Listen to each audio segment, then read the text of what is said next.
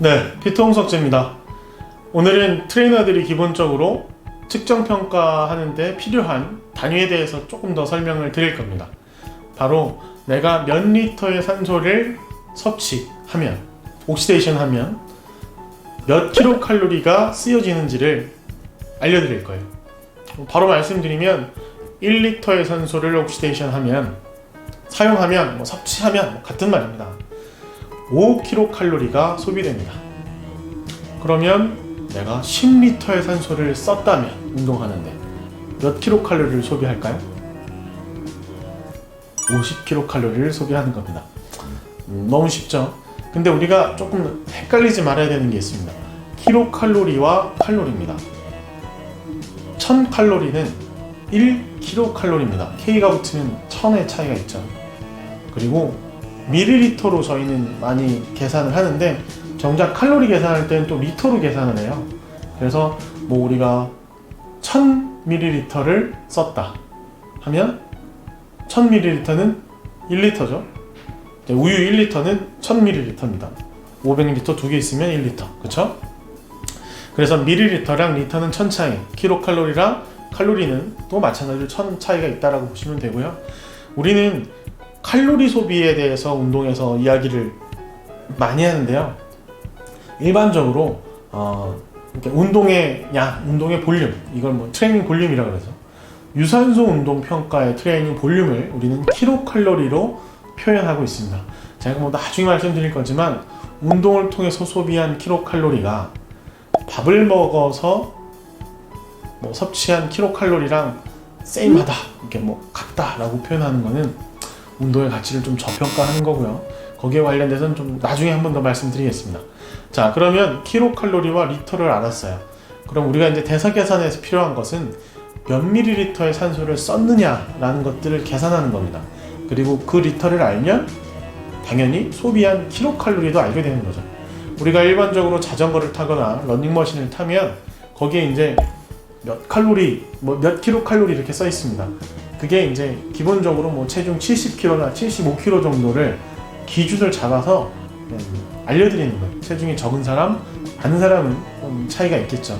그리고 적어도 거기 나와 있는 킬로칼로리는 트레이너가 좀 바로바로 계산을 할 수 있어야 되는데 못해요.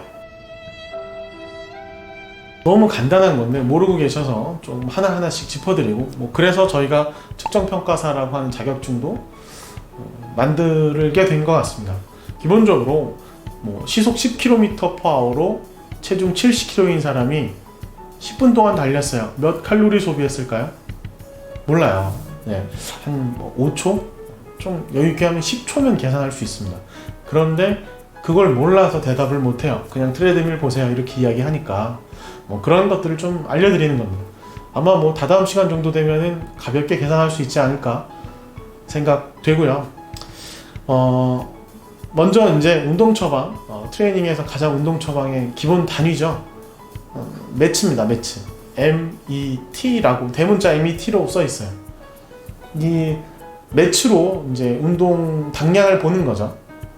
강도를 판단해 볼 수도 있습니다. 근데 1매트 그리고 MET 소문자로 S 이렇게 붙어서 1매츠라고도 합니다. 복수가 되면 옆에 S가 붙여서 매츠가 되고요. 그냥 기본적으로는 매트라고 합니다. 네. 풀네임으로 하면 메타볼릭 이큐밸런트라고 합니다. 아주 쉽죠.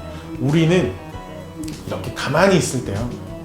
이렇게 가만히 있을 때 체중 1kg당 1분 동안 3.5ml의 산소를 소비합니다. 이게 기본이에요. 이렇게 유럽권에 가면 3.5가 아니고 3ml를 소비한다 이렇게 표현되어 있는데, 그거는 3에서 3.5라고 생각하시면 됩니다. 근데 저는 미국 스포츠의학회 ACSM 기준으로 이야기를 드리면 3.5로 말씀드리겠습니다. 자, 이제 3.5가 기준이 됐습니다.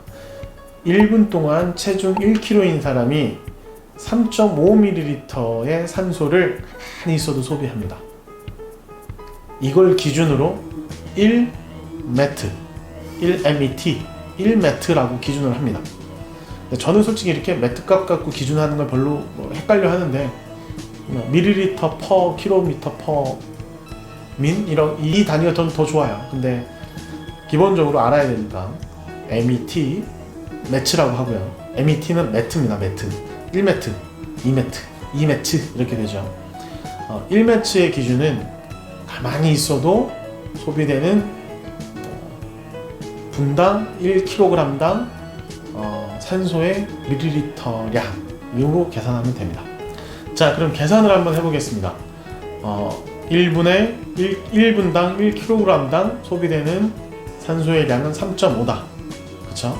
자, 그러면 체중 70으로 가정을 했을 때 1시간 동안은 몇 밀리리터를 쓸까요? 3.5죠. 여기에 체중을 곱합니다. 70. 그리고 1분당이니까 1시간은 60분이죠. 그럼 곱하기 60을 합니다. 그럼 계산이 됐죠? 14,700ml를 소비하게 됩니다. 이걸 리터로 바꾸면 어떻게 될까요? 리터로 바꾸면 14.7리터가 계산됩니다. 14.7리터. 근데 1시간이죠? 그러면 곱하기 24시간, 하루 종일 한번 계산을 해볼게요.